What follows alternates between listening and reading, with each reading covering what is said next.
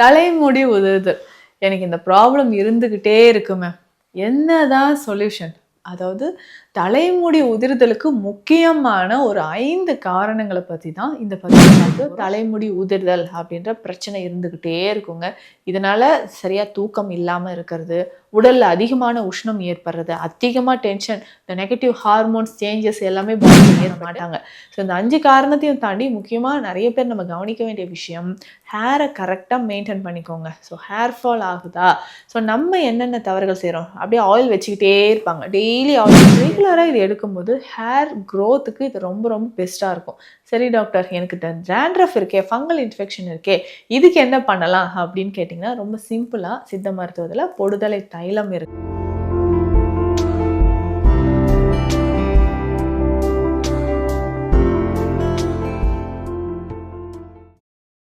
பரம் நேயர்களுக்கு வணக்கம். நான் டாக்டர் நித்யா, சித்தா ஃபிசிஷியன். தலைமுடி உதிர்தல். எனக்கு இந்த ப்ராப்ளம் இருந்துகிட்டே இருக்குமே. என்னதான் சொல்யூஷன்? அதாவது தலைமுடி உதிர்தலுக்கு முக்கியமான ஒரு 5 காரணங்கள பத்தி தான் இந்த பதிவுல பார்க்க போறோம். அந்த காரணங்களுக்கான சொல்யூஷன் என்ன? ஏன்னா நம்ம அன்றாட வாழ்க்கையில சில தவறுகள் தெரிஞ்சு செய்யறது கிடையாது. நம்ம செய்யக்கூடிய சில விஷயங்கள் என்ன ஆகும்னா, அதிகமான ஹேர் ஃபாலை நமக்கு வந்து கொடுக்குது.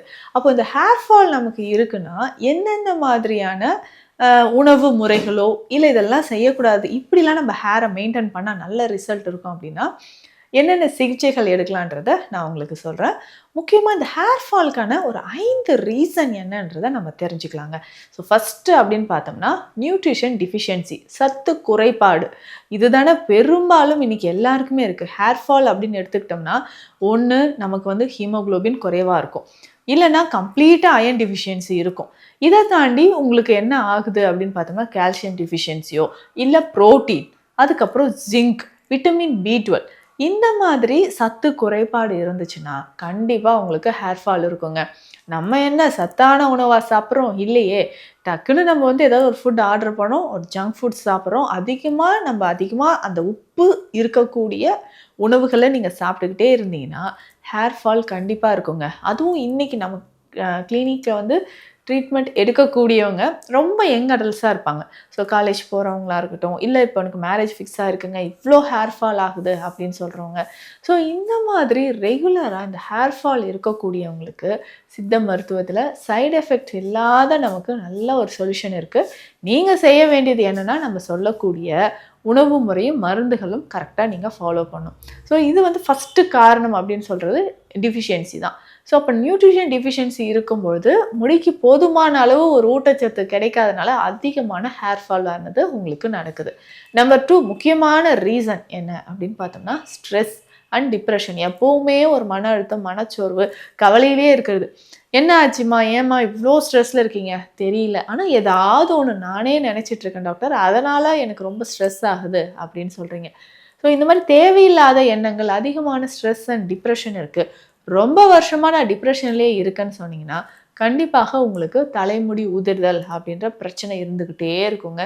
இதனால் சரியாக தூக்கம் இல்லாமல் இருக்கிறது, உடலில் அதிகமான உஷ்ணம் ஏற்படுறது, அதிகமாக டென்ஷன், இந்த நெகட்டிவ் ஹார்மோன்ஸ் சேஞ்சஸ் எல்லாமே பாடியில் ஏற்பட்டு உங்களுக்கு நிறைய ஹேர் ஃபால் ஆக ஆரம்பிச்சிடும். அடுத்தது நம்பர் 3 முக்கியமான ஒரு ரீசன் அப்படின்னு பார்த்தோம்னா, ஹார்மோன் இம்பேலன்ஸுங்க. இந்த ஹார்மோன் இம்பேலன்ஸ் தான் இன்றைக்கி பெரும்பாலும் நிறைய பேருக்கு இருக்குது. ஸோ இந்த ஹார்மோன் இம்பேலன்ஸை நம்ம எப்படிங்க சரி செய்ய போகிறோம் அப்படின்னு கேட்டிங்கன்னா, ஒரு சிலருக்கு பார்த்தோம்னா PCOD ப்ராப்ளம் இருக்கும், தைராய்டு இஷ்யூஸ் இருக்கும். ஸோ தைராய்டு இருக்கக்கூடிய பெரும்பாலும் நபர்களுக்கு என்ன ஆகுது அப்படின்னு பார்த்தோம்னா, அடிக்கடி ஹேர் ஃபால் ஆகிறத நம்ம பார்த்துக்கிட்டே இருக்கோம். ரொம்ப கொத்தாக கொட்டுது, அப்படியே ஸ்கேல்பில் இருந்து ரூட்ல இருந்து அப்படியே ஹேர் வெளியில் வர மாதிரியே இருக்குது.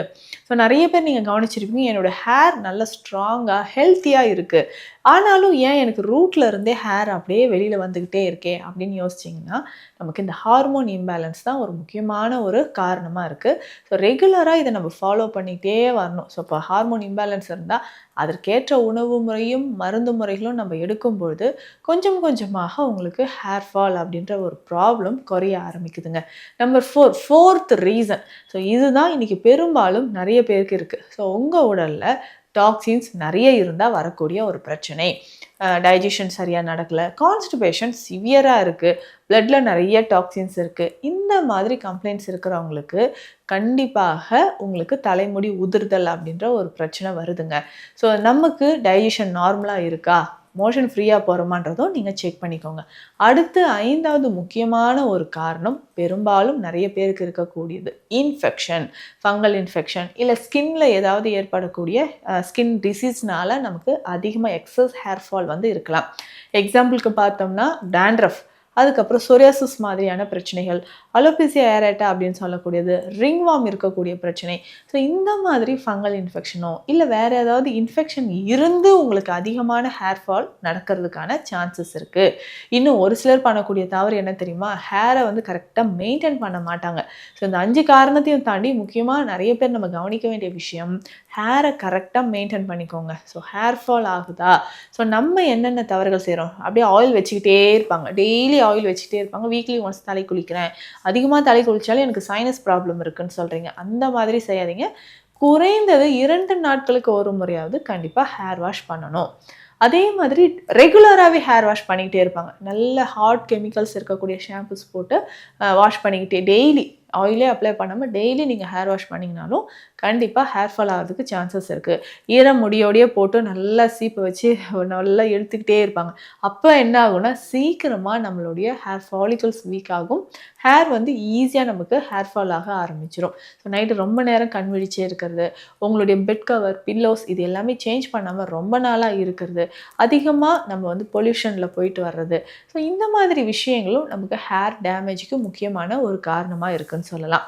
பேசிக்காக ஹேர் ஃபால் இருக்குன்னா அதுவும் முக்கியமாக பெண்களுக்கு பொறுத்த வரைக்கும் மெனோபாஸ் டைம்லையோ இல்லை ஆஃப்டர் டெலிவரி குழந்தை பேருக்கு பிறகு நமக்கு என்ன ஆகுதுன்னா அதிகமான தலைமுடி உதிர்தல் ஏற்படுது. இதுக்கு பேசிக்காக இந்த மூலிகைகளை சேர்த்து வச்சு ஒரு கஷாயம் மாதிரி தினம்தோறும் குடிச்சிட்டு வாங்க. அயன் டிஃபிஷியன்சி இருந்தாலும் சரி, கால்சியம் டிஃபிஷியன்சி இருந்தாலும் சரி, நம்ம உடலில் ஏற்படக்கூடிய கழிவுகள் இருந்தாலும் எல்லாமே சரி செய்கிறதுக்கு இந்த கஷாயம் உங்களுக்கு ரொம்ப சிறப்பானதாக இருக்கும். இதுக்கு என்னென்ன தேவைன்னா நெல்லிக்காய் பொடி வாங்கி வச்சுக்கோங்க, 100 கிராம்ஸ், 100 கிராம் அளவுக்கு நெல்லிக்காய் பொடி, கரிசலாங்கண்ணி பொடி 100 கிராம், சீரகம் நம்ம 100 கிராம் எடுத்து வச்சுக்கோங்க, கிராம்பு 50 கிராம் எடுத்து வச்சுக்கோங்க. ஸோ இந்த மூலிகைகள் எல்லாமே ஒன்று சேர்த்து பவுடராக நம்ம எடுத்து வச்சுட்டு டெய்லி காலையில் 1 ஸ்பூன் அளவுக்கு தண்ணீரில் போட்டு குடிச்சிக்கிட்டே வரணும். ஸோ நல்லா பாயில் பண்ணி ஃபில்டர் பண்ணிக்கோங்க. இது ரெகுலராக குடிக்கும்பொழுது உடலில் இருக்கக்கூடிய தேவையில்லாத கழிவுகள் வெளியேற ஆரம்பிக்கும். ஸோ ரெகுலராக இது எடுக்கும்போது ஹேர் க்ரோத்துக்கு இது ரொம்ப ரொம்ப பெஸ்ட்டாக இருக்கும். சரி டாக்டர், எனக்கு டேண்ட்ரஃப் இருக்கே, ஃபங்கல் இன்ஃபெக்ஷன் இருக்கே, இதுக்கு என்ன பண்ணலாம் அப்படின்னு கேட்டிங்கன்னா ரொம்ப சிம்பிளாக சித்த மருத்துவத்தில் பொடுதலை தைலம் இருக்குது, வெட்பாலை தைலம் இருக்குது. ஸோ இந்த வெட்பாலை தைலம்லாம் நம்ம கோகனட் ஆயிலை மிக்ஸ் பண்ணி நீங்கள் தலையில் அப்ளை பண்ணிக்கலாம். ஸோ டேண்ட்ரஃப் இருந்தாலும் இல்லை சொரியாசிஸ் மாதிரியான பிரச்சனைகள் இருந்தாலும் அதை சரி செய்கிறதுக்கு நமக்கு இந்த ஆயில் வந்து யூஸ்ஃபுல்லாக இருக்கும். ஸோ ஹேர் ஃபால் ரெகுலராக இருந்துச்சுன்னா நம்மளுடைய டயட்டில் என்னென்ன சேஞ்ச் பண்ணணும் அப்படின்னு பார்த்தோம்னா நல்ல அயன் கண்டென்ட் இருக்கிற ஃபுட்டு, கால்சியம் கண்டென்ட் இருக்கக்கூடிய கீரைகள். ஸோ அயன் மற்றும் கால்சியம் இது ரெண்டுமே கீரை வகைகள் அதிகமாக இருக்குது. பொன்னாங்கண்ணி கீரை, முருங்கைக்கீரை, பாலக்கீரை, இதில் எல்லாமே நமக்கு அயன் மற்றும் கால்சியம் அதிகமாக இருக்குது. ஸோ இதுலேயும் மற்றும் ஃப்ரூட்ஸ் அண்ட் வெஜிடபிள்ஸ் நிறைய நீங்கள் சேர்த்துக்கிட்டே வரும்பொழுது ஹேர் கேர் கொஞ்சம் பண்ணிக்கோங்க. ஸோ ரொம்ப சாஃப்டாக ஹேரை வந்து நம்ம ஹேண்டில் பண்ணணும். ஸோ அந்த மாதிரி கொஞ்சம் அக்கறை எடுத்து நீங்கள் ஹேரை மெயின்டைன் பண்ணும்பொழுது ஹேர் ஃபால் உங்களுக்கு கொஞ்சம் கொஞ்சமாக குறைய ஆரம்பிக்கும். ஸோ இந்த பதிவு உங்களுக்கு யூஸ்ஃபுல்லாக இருக்கும்னு நினைக்கிறேன். சித்த மருத்துவம் தொடர்பான மருத்துவ ஆலோசனைகளுக்கு ஸ்க்ரீனில் இருக்கிற நம்பருக்கு கான்டாக்ட் பண்ணுங்கள். நன்றி.